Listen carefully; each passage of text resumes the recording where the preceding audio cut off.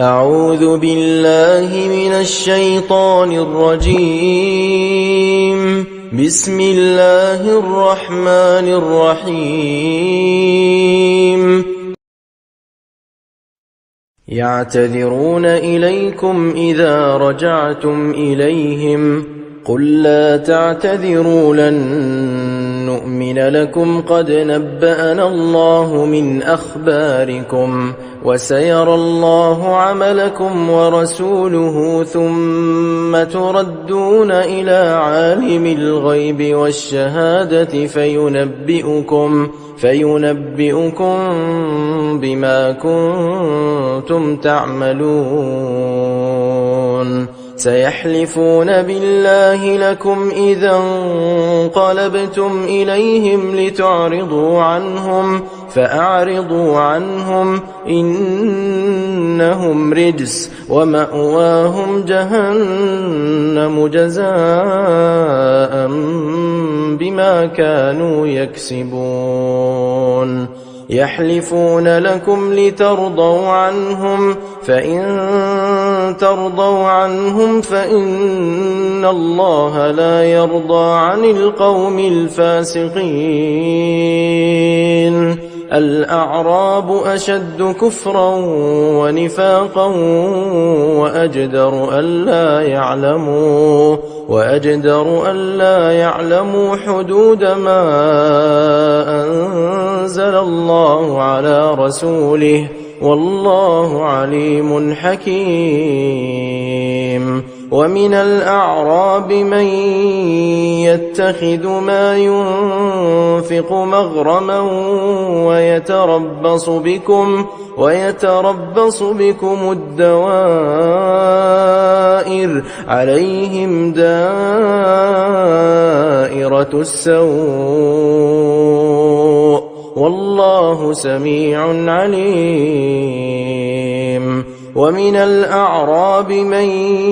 يؤمن بالله واليوم الآخر ويتخذ ما ينفق قربات عند الله وصلوات الرسول ألا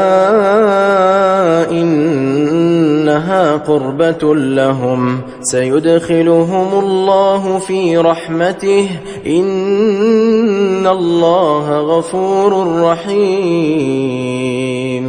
والسابقون الأولون من المهاجرين والأنصار والذين اتبعوهم بإحسان رضي الله عنهم ورضوا عنه وأعد لهم جنات تجري تحتها الأنهار خالدين فيها أبدا ذلك الفوز العظيم. وممن حولكم من الأعراب منافقون ومن أهل المدينة مردوا على النفاق لا تعلمهم نحن نعلمهم سنعذبهم مرتين ثم يردون إلى عذاب عظيم. وآخرون اعترفوا بذنوبهم خلطوا عملا صالحا وآخر سيئا عسى الله أن يتوب عليهم إن الله غفور رحيم. خذ من أموالهم صدقة تطهرهم وتزكيهم بها وصل عليهم إن صلاتك سكن لهم والله سميع عليم. ألم يعلموا أن الله هو يقبل التوبة عن عباده ويأخذ الصدقات وأن الله هو التواب الرحيم. وقل اعملوا فسيرى الله عملكم ورسوله والمؤمنون وستردون إلى عالم الغيب والشهادة فينبئكم بما كنتم تعملون وآخرون مرجون لأمر الله إما يعذبهم وإما يتوب عليهم والله عليم حكيم والذين اتخذوا مسجدا ضرارا وكفرا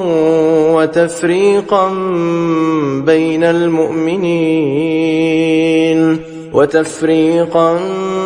بين المؤمنين وإرصادا لمن حارب الله ورسوله من قبل وليحلفن إن أردنا إلا الحسنى والله يشهد إنهم لكاذبون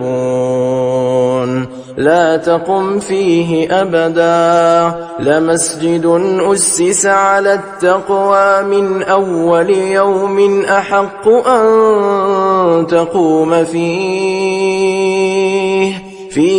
رجال يحبون أن يتطهروا والله يحب المطهرين أفمن أسس بنيانه على تقوى من الله ورضوان خير أم من أسس بنيانه على شفا جرف فانهار به في نار جهنم والله لا يهدي القوم الظالمين لا يزال بنيانهم الذي بنوا ريبة في قلوبهم إلا أن تقطع قلوبهم والله عليم حكيم إن الله اشترى من المؤمنين أنفسهم وأموالهم بأن لهم الجنة يقاتلون في سبيل الله فيقتلون ويقتلون وعدا عليه حقا في التوراة والإنجيل والقرآن ومن أوفى بعهده من الله فاستبشروا ببيعكم الذي بايعتم به وذلك هو الفوز العظيم التائبون العابدون الحامدون السائحون الراكعون الساجدون الآمرون بالمعروف والناهون عن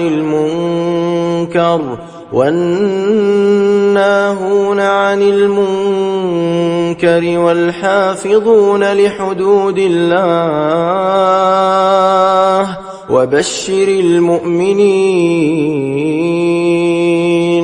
ما كان للنبي والذين آمنوا أن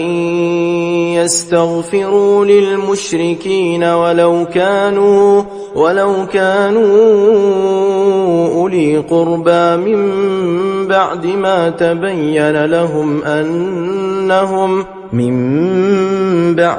تبين لهم أنهم أصحاب الجحيم وما كان استغفار إبراهيم لأبيه إلا عن موعدة وعدها إياه فلما تبين له أنه عدو لله تبرأ منه إن إبراهيم لأواه حليم وما كان الله ليضل قوما بعد إذ هداهم حتى يبين لهم ما يتقون إن الله بكل شيء عليم إن الله له ملك السماوات والأرض يحيي ويميت وما لكم من دون الله من ولي ولا نصير لقد تاب الله على النبي والمهاجرين والأنصار الذين اتبعوه في ساعة العسرة من بعد ما كاد يزيغ قلوب فريق منهم ثم تاب عليهم إنه بهم رءوف رحيم وعلى الثلاثة الذين خلفوا حتى إذا ضاقت عليهم الأرض بما رحبت وضاقت عليهم أنفسهم وظنوا أن لا ملجأ من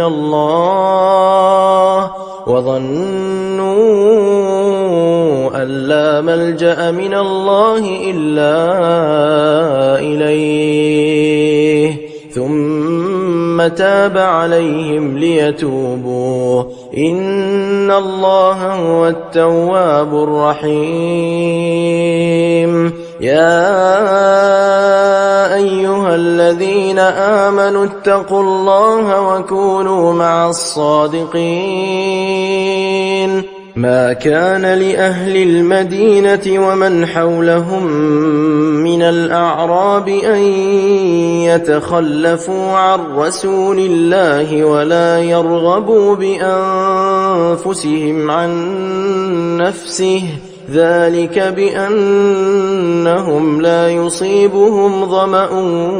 ولا نصب ولا مخمصة في سبيل الله ولا يطؤون موطئا يغيظ الكفار ولا ينالون من عدو نيلا إلا كتب لهم به عمل صالح إن الله لا يضيع أجر المحسنين ولا ينفقون نفقة صغيرة ولا كبيرة ولا يقطعون واديا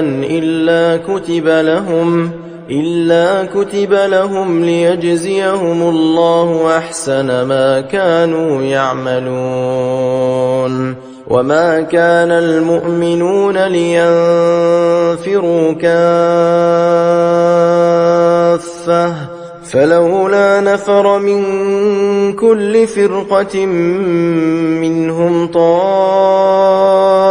ليتفقهوا في الدين ولينذروا قومهم إذا رجعوا إليهم لعلهم يحذرون يا أيها الذين آمنوا قاتلوا الذين يلونكم من الكفار وليجدوا فيكم غلظة واعلموا أن الله مع المتقين وإذا ما أنزلت سورة فمنهم من يقول أيكم زادته هذه إيمانا فأما الذين آمنوا فزادتهم إيمانا وهم يستبشرون وأما الذين في قلوبهم مرض فزادتهم رجسا إلى رجسهم وماتوا وهم كافرون أولا يرون أنهم يفتنون في كل عام مرة أو مرتين ثم لا يتوبون ولا هم يذكرون وإذا ما أنزلت سورة نظر بعضهم إلى بعض هل يراكم من أحد ثم انصرفوا صرف الله قلوبهم بأنهم قوم لا يفقهون لقد جاءكم رسول من أنفسكم عزيز عليه ما عنتم حريص عليكم بالمؤمنين رءوف رحيم فإن تولوا فقل حسبي الله لا إله إلا هو عليه توكلت وهو رب العرش العظيم. بسم الله الرحمن الرحيم. ألف لام را تلك آيات الكتاب الحكيم أكان للناس عجبا أن أوحينا إلى رجل منهم أن أنذر الناس وبشر الذين آمنوا أن لهم قدم صدق عند ربهم قال الكافرون إن هذا لساحر مبين إن ربكم الله الذي خلق السماوات والأرض في 6 أيام ثم استوى على العرش يدبر الأمر ما من شفيع إلا من بعد إذنه ذلكم الله ربكم فاعبدوه أفلا تذكرون إليه مرجعكم جميعا وعد الله حقا إنه يبدأ الخلق ثم يعيده ليجزي الذين آمنوا وعملوا الصالحات بالقسط والذين كفروا لهم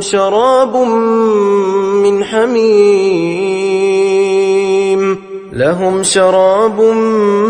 من حميم وعذاب أليم بما كانوا يكفرون هو الذي جعل الشمس ضياء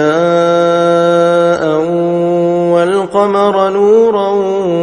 وقدره منازل لتعلموا عدد السنين والحساب ما خلق الله ذلك إلا بالحق يفصل الآيات لقوم يعلمون إن في اختلاف الليل والنهار وما خلق الله في السماوات والأرض لآيات لقوم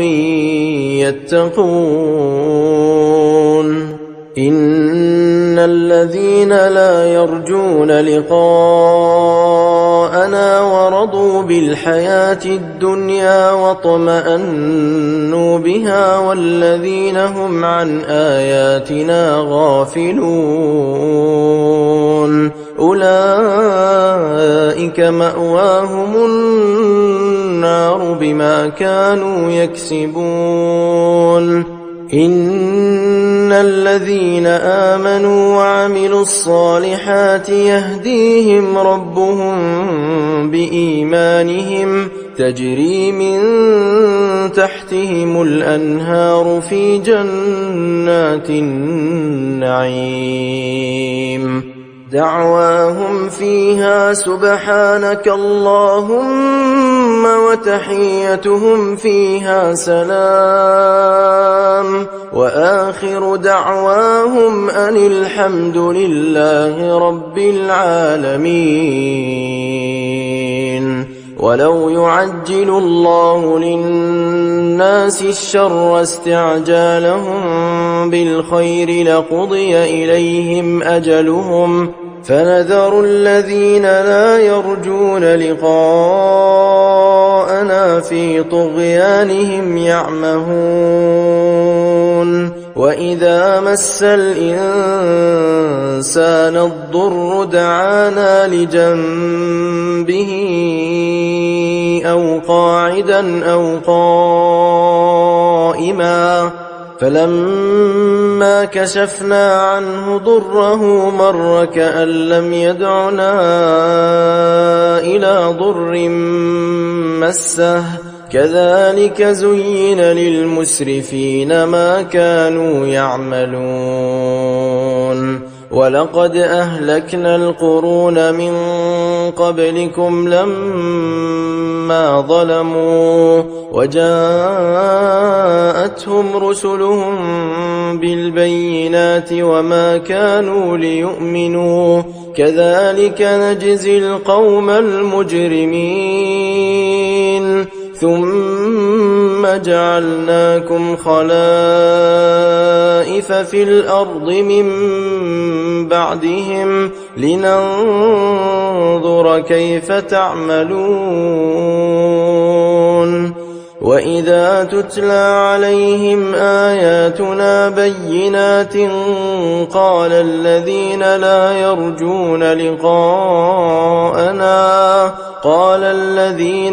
يرجون لقاءنا ائت بقرآن غير هذا أو بدله قل ما يكون لي أن أبدله من تلقاء نفسي إن أتبع إلا ما يوحى إلي إني أخاف إن عصيت ربي عذاب يوم عظيم. قل لو شاء الله ما تلوته عليكم ولا أدراكم به فقد لبثت فيكم عمرا من قبله أفلا تعقلون. فمن أظلم ممن افترى على الله كذبا أو كذب بآياته إنه لا يفلح المجرمون. ويعبدون من دون الله ما لا يضرهم ولا ينفعهم ويقولون هؤلاء شفعاؤنا عند الله قل أتنبئون الله بما لا يعلم في السماوات ولا في الأرض سبحانه وتعالى عما يشركون. وما كان الناس إلا أمة واحدة فاختلفوا ولولا كلمة سبقت من ربك لقضي بينهم فيما فيه يختلفون. ويقولون لولا أنزل عليه آية من ربه فقل إنما الغيب لله فانتظروا إني معكم من المنتظرين. وإذا أذقنا الناس رحمة من بعد ضراء مستهم إذا لهم مكر في آياتنا قل الله أسرع مكرا إن رسلنا يكتبون ما تمكرون هو الذي يسيركم في البر والبحر حتى إذا كنتم في الفلك وجرين بهم بريح طيبة وفرحوا بها جاءتها ريح عاصف وجاءهم الموج من كل مكان وظنوا أنهم أحيط بهم دعوا الله مخلصين له الدين لئن أنجيتنا من هذه لنكونن من الشاكرين فلما أنجاهم إذا هم يبغون في الأرض بغير الحق يا أيها الناس إنما بغيكم على أنفسكم متاع الحياة الدنيا ثم إلينا مرجعكم فننبئكم بما كنتم تعملون إنما مثل الحياة الدنيا كماء إن أنزلناه من السماء فاختلط به نبات الأرض مما يأكل الناس والأنعام حتى إذا أخذت الأرض زخرفها وزينت وظن أهلها أنهم قادرون عليها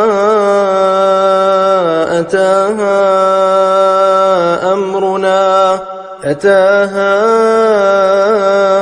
أمرنا ليلا أو نهارا فجعلناها حصيدا كأن لم تغن بالأمس كذلك نفصل الآيات لقوم يتفكرون والله يدعو إلى دار السلام ويهدي من يشاء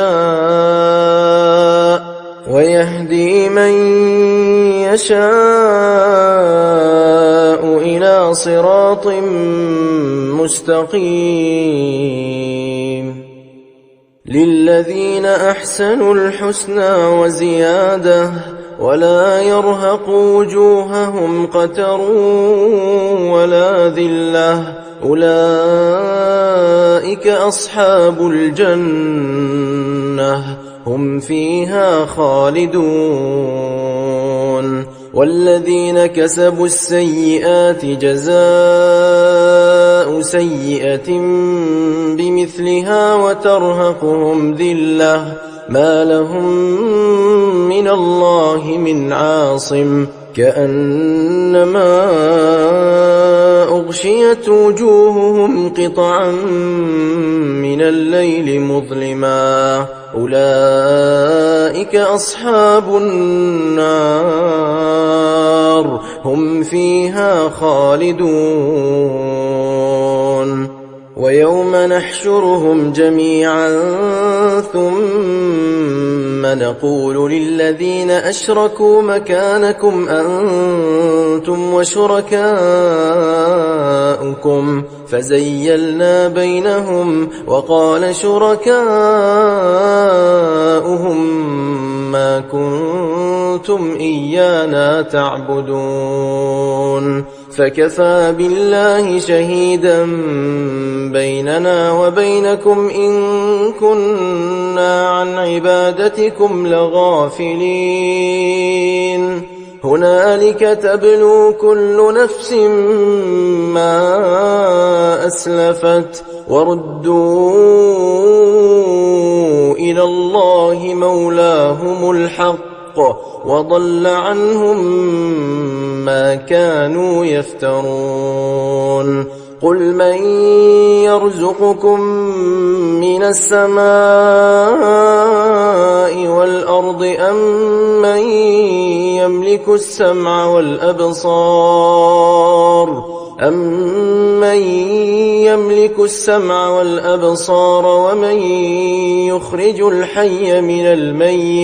ومن يخرج الحي من الميت ويخرج الميت من الحي ومن يدبر الأمر فسيقولون الله فقل أفلا تتقون فذلكم الله ربكم الحق فماذا بعد الحق إلا الضلال فأنى تصرفون كذلك حقت كلمة ربك على الذين فسقوا أنهم لا يؤمنون قل هل من شركائكم من يبدأ الخلق ثم يعيده قل الله يبدأ الخلق ثم يعيده فأنى تؤفكون قل هل من شركائكم من يهدي إلى الحق قل الله يهدي للحق أفمن يهدي إلى الحق أحق أن يتبع أمن لا يهدي إلا أن يهدى فما لكم كيف تحكمون وما يتبع أكثرهم إلا ظنا إن الظن لا يغني من الحق شيئا إن الله عليم بما يفعلون وما كان هذا القرآن أن يفترى من دون الله ولكن تصديق الذي بين يديه وتفصيل الكتاب لا ريب فيه من رب العالمين أم يقولون افتراه قل فأتوا بسورة مثله وادعوا من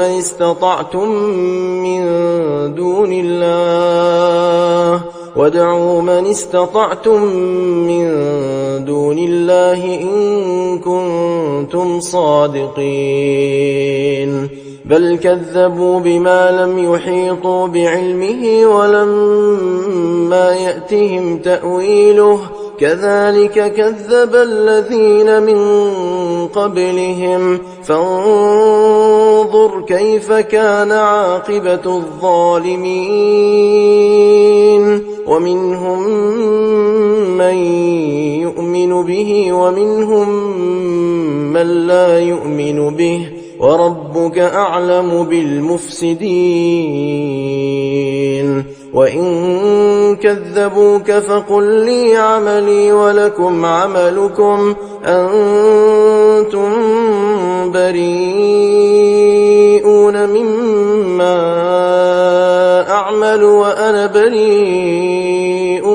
مما تعملون ومنهم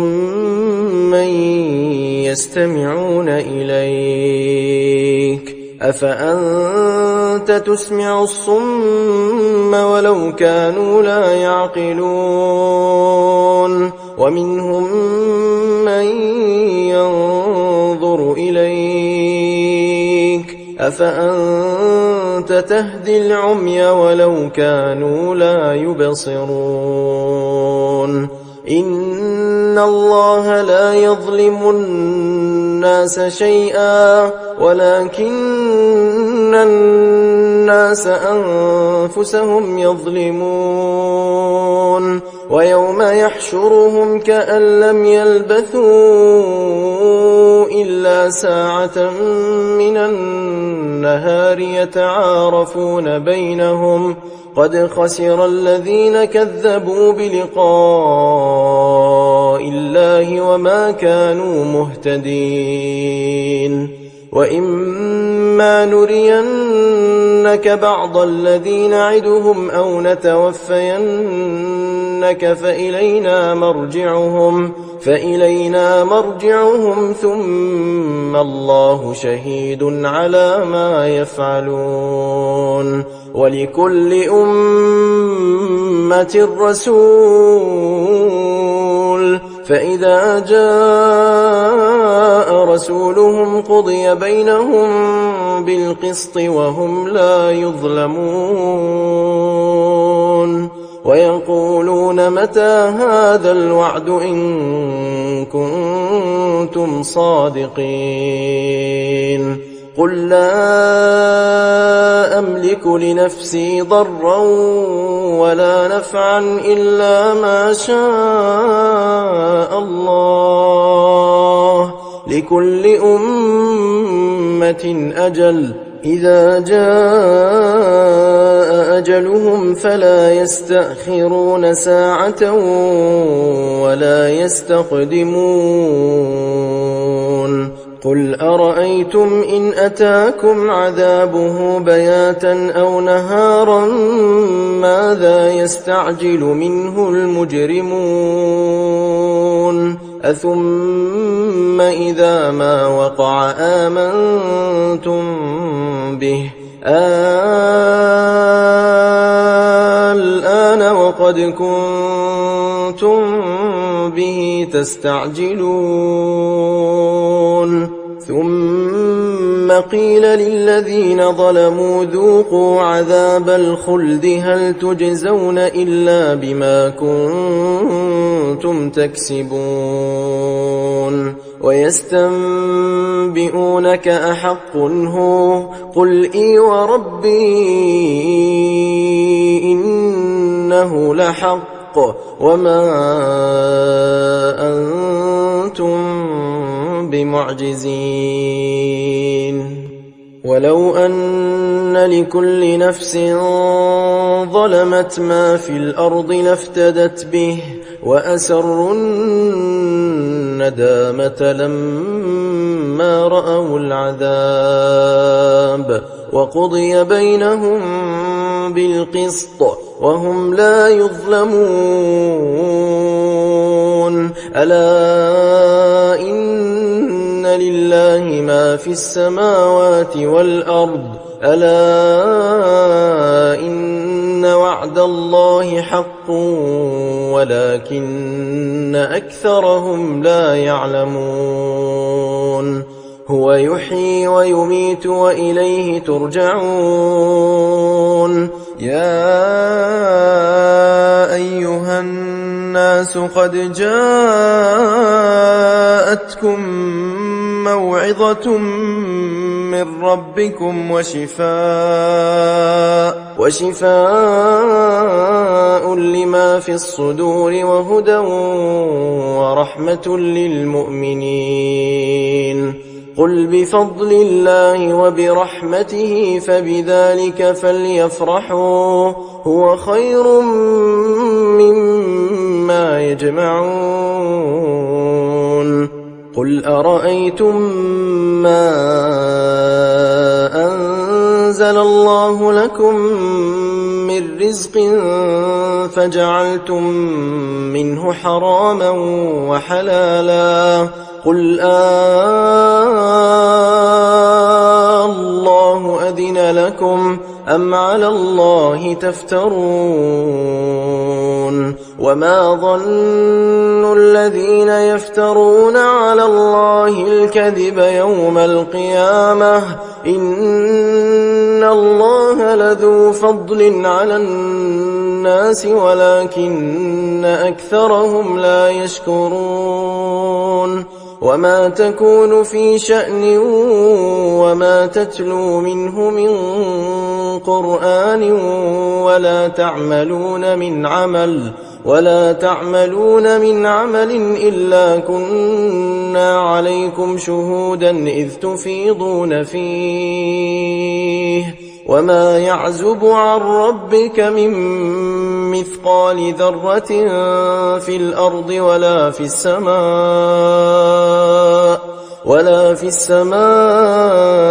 ولا أصغر من ذلك ولا أكبر إلا في كتاب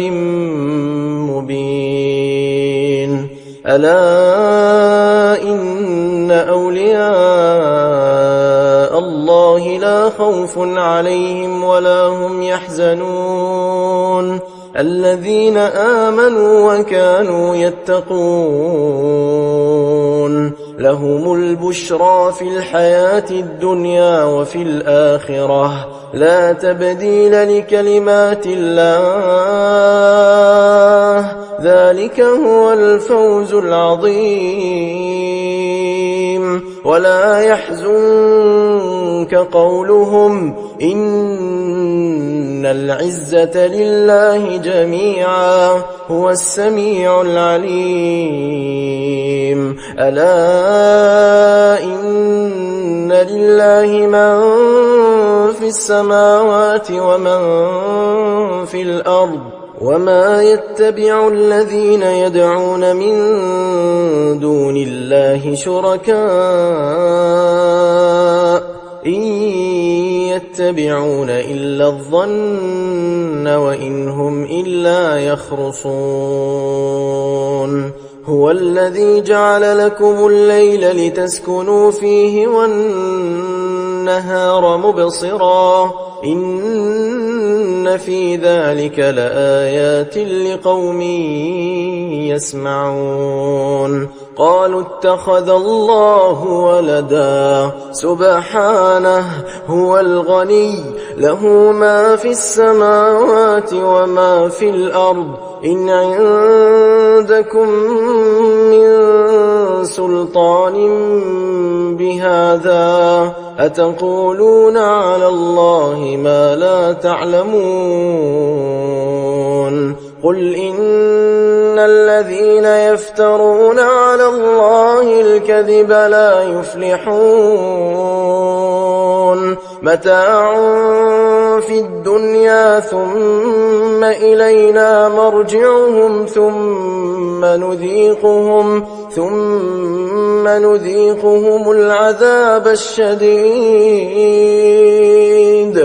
ثم نذيقهم العذاب الشديد بما كانوا يكفرون واتل عليهم نبأ نوح إذ قال لقومه يا قوم إن كان كبر عليكم مقامي وتذكيري بآيات الله فعلى الله توكلت فأجمعوا أمركم وشركاءكم ثم لا يكن أمركم عليكم غمة ثم قضوا إلي ولا تنظرون فإن توليتم فما سألتكم من أجر إن أجري إلا على الله وأمرت أن أكون من المسلمين فكذبوه فنجيناه ومن معه في الفلك وجعلناهم خلائف وأغرقنا الذين كذبوا بآياتنا فانظر كيف كان عاقبة المنذرين ثم بعثنا من بعده رسلا إلى قومهم فجاءوهم بالبينات فما كانوا ليؤمنوا بما كذبوا به من قبل كذلك نطبع على قلوب المعتدين ثم بعثنا من بعدهم موسى وهارون إلى فرعون وملئه بآياتنا فاستكبروا وكانوا قوما مجرمين فلما جاءهم الحق من عندنا قالوا إن هذا لسحر مبين قال موسى أتقولون للحق لما جاءكم أسحر هذا ولا يفلح الساحرون قالوا أجئتنا لتلفتنا عما وجدنا عليه آباءنا وتكون لكما الكبرياء في الأرض وما نحن لكما بمؤمنين وقال فرعون ائتوني بكل ساحر عليم فلما جاء السحرة قال لهم موسى ألقوا ما أنتم ملقون فلما ألقوا قال موسى ما جئتم به السحر إن الله سيبطله إن الله لا يصلح عمل المفسدين ويحق الله الحق بكلماته ولو كره المجرمون فما آمن لموسى إلا ذرية من قومه على خوف من فرعون وملئهم أن يفتنهم وإن فرعون لعال في الأرض وإنه لمن المسرفين وقال موسى يا قوم إن كنتم آمنتم بالله فعليه توكلوا إن كنتم مسلمين فقالوا على الله توكلنا ربنا لا تجعلنا فتنة للقوم الظالمين ونجنا برحمتك من القوم الكافرين وأوحينا إلى موسى وأخيه أن تبوأ لقومكما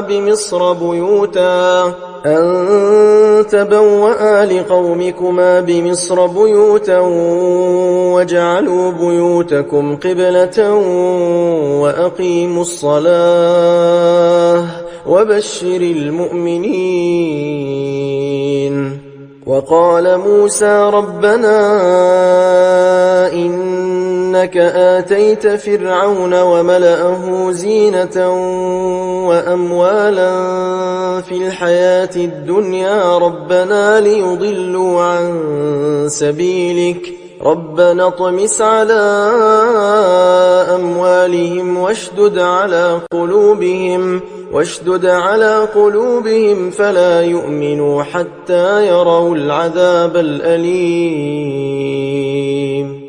قال قد أجيبت دعوتكما فاستقيما ولا تتبعان سبيل الذين لا يعلمون وجاوزنا ببني إسرائيل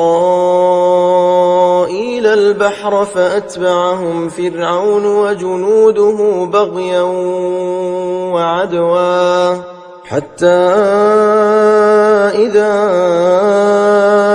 أدركه الغرق قال آمنت أنه لا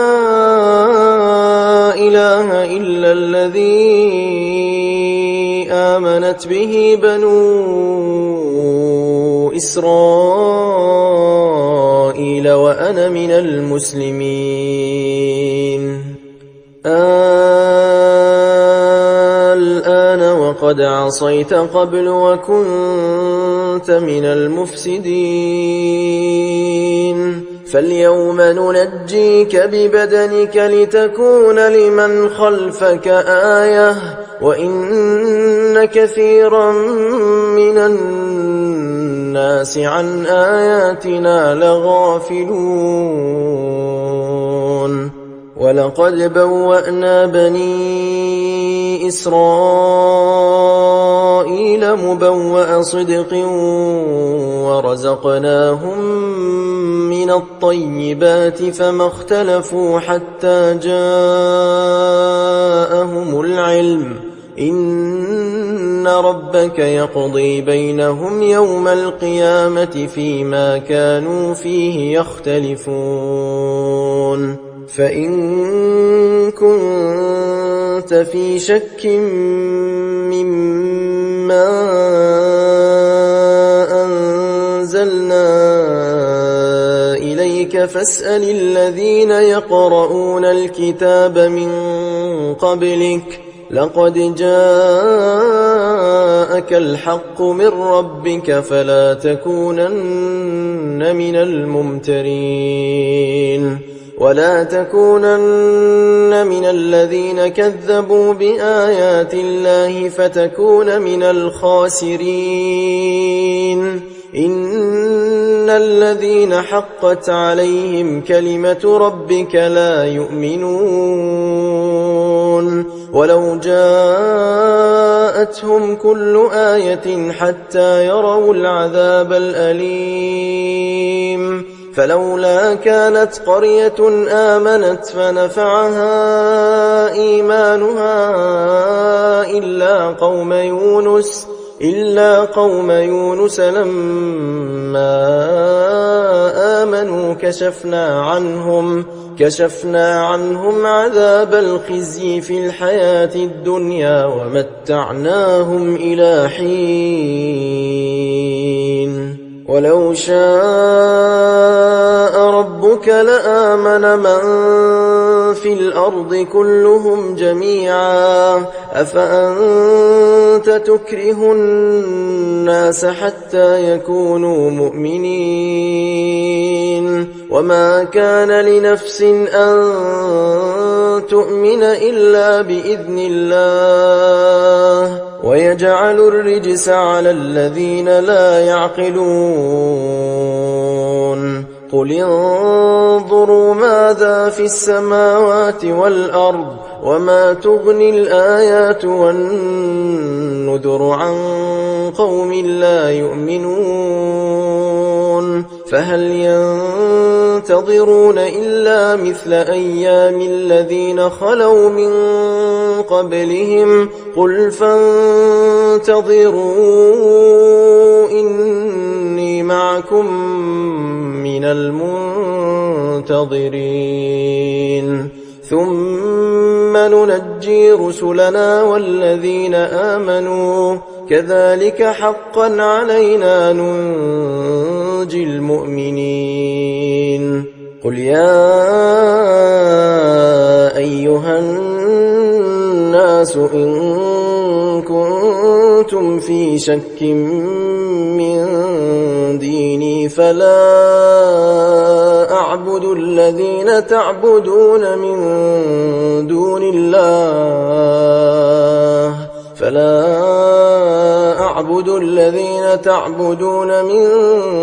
الله ولكن أعبد الله الذي يتوفاكم وأمرت أن أكون من المؤمنين وأن أقم وجهك للدين حنيفا ولا تكونن من المشركين ولا تدع من دون الله ما لا ينفعك ولا يضرك فإن فعلت فإنك إذا من الظالمين وإن يمسسك الله بضر فلا كاشف له إلا هو وإن يردك بخير فلا راد لفضله يصيب به من يشاء من عباده وهو الغفور الرحيم قل يا أيها الناس قد جاءكم الحق من ربكم فمن اهتدى فإنما يهتدي لنفسه ومن ضل فإنما يضل عليها وما أنا عليكم بوكيل واتبع ما يوحى إليك واصبر حتى يحكم الله وهو خير الحاكمين بسم الله الرحمن الرحيم ألف لام را كتاب أحكمت آياته ثم فصلت من لدن حكيم خبير ألا تعبدوا إلا الله إنني لكم منه نذير وبشير وأن استغفروا ربكم ثم توبوا إليه يمتعكم متاعا حسنا إلى أجل مسمى ويؤت كل ذي فضل فضله وإن تولوا فإني أخاف عليكم عذاب يوم كبير إلى الله مرجعكم وهو على كل شيء قدير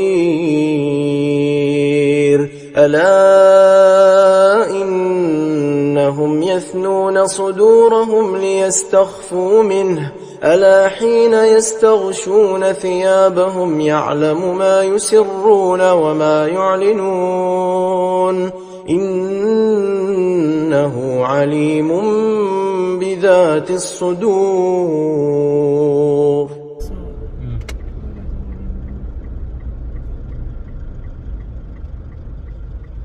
Itu Pak kelapa nih Amalia ada kelapa itu di situ banyak yang terus tanya nggak ada kelapa apa ya nih kopi gini